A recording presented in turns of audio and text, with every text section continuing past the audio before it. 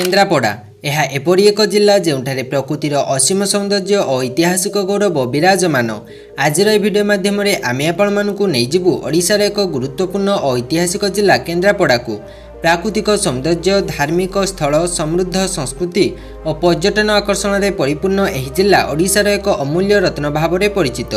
So friends, ये video आप जानते केन्द्रापड़ा जिलार जनसंख्या, भाषा, धर्म, जलवायु, इतिहास, अर्थनीति, परिवहन, एजुकेशन, पर्यटन स्थल एवं पर्वपर्वाणी विषय से आप भिडियोटी को शेष पर्यंत देखंतु। केन्द्रापड़ा ओडिशार सुंदर एवं एक प्रशासनिक जिला अटे। यह जिलार मुख्यालय केन्द्रापड़ा सहर ठारे अवस्थित। यह जिला ओडिशार पूर्वांचल अवस्थित, जार उत्तर में भद्रक, पूर्व में बंगोपसागर, दक्षिण में जगतसिंहपुर एवं पश्चिम में कटक जिलार सीमा को लगी रही। यह जिलार क्षेत्रफल 2644 किलोमीटर स्क्वायर अटे। जो जिले में रही 9टी ब्लॉक, 15टी पुलिस स्टेशन, 250टी ग्राम पंचायत, 1592टी ग्राम एवं 5टी विधानसभा। यह जिलार वाहन पंजीकरण नंबर OD 29 अटे। जनसंख्या 2025 मसीह केन्द्रापड़ा जिलार आनुमानिक जनसंख्या होची प्राय 16,16,000 पाखापाखि। यह जिलार लिंगानुपात 1000 पुरुष 1006टी महिला रही। यह जिलार 5.80% पॉपुलेशन सहर में रहती एवं बाकी 94.20% पॉपुलेशन ग्राम में रही निजर जीवन यापन निर्वाह करती। भाषा केन्द्रापड़ा जिलार ऑफिशियल लैंग्वेज होची ओडिया एवं इंग्राजी।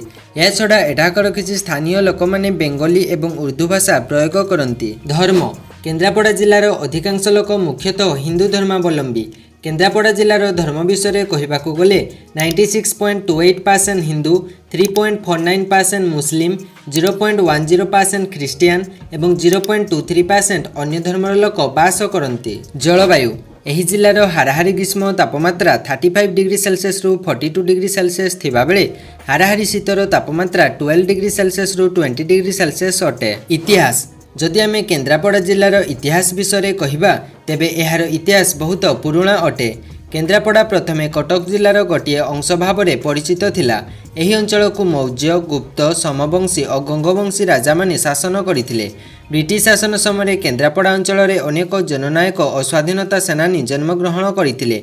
स्वाधीनता संग्राम में यह जिलार अतुलनीय सहयोग रही। 1993 मसीह केन्द्रापड़ा कटक जिलूर पृथक हो स्वतंत्र जिला भाव में घोषित होता।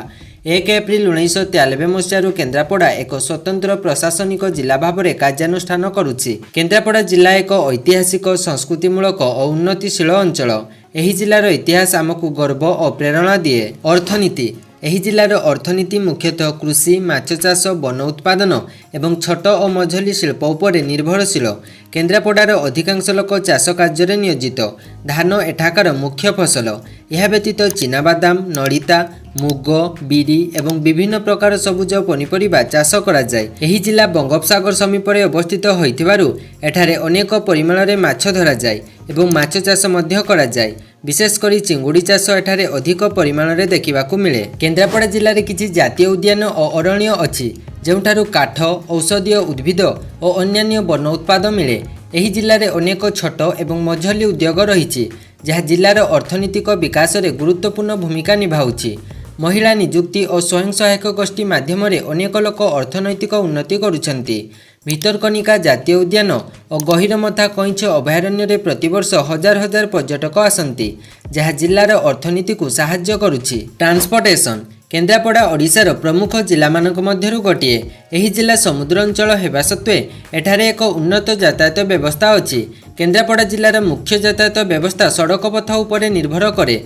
जदि आपण एठाकू सड़क पथरे आसिबाकू चाहुछन्ति ताहले आपण NH 53 माध्यम सहजरे आसीपारिबे।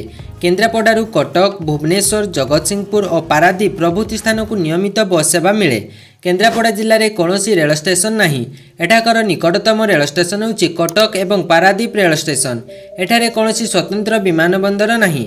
एठाकर निकटतम एयरपोर्ट होची बिजू पट्टनायक इंटरनेशनल एयरपोर्ट जहाँकि यह जिला ठारू प्राय 88 किलोमीटर दूर में अवस्थित। एजुकेशन जदि आम केन्द्रापड़ा जिलार साक्षरता हार विषय कहवा ताहले एठारे 85.93% लोक साक्षर अटंती। एठारे अनेक स्कूल एवं कॉलेज रही जहाँफल एठाकर छात्र छात्री माने उच्च शिक्षा हासिल करि पारुछन्ति। पर्यटन स्थल केन्द्रापड़ा जिले में पर्यटक मानक पई अनेक दर्शनीय स्थल रही।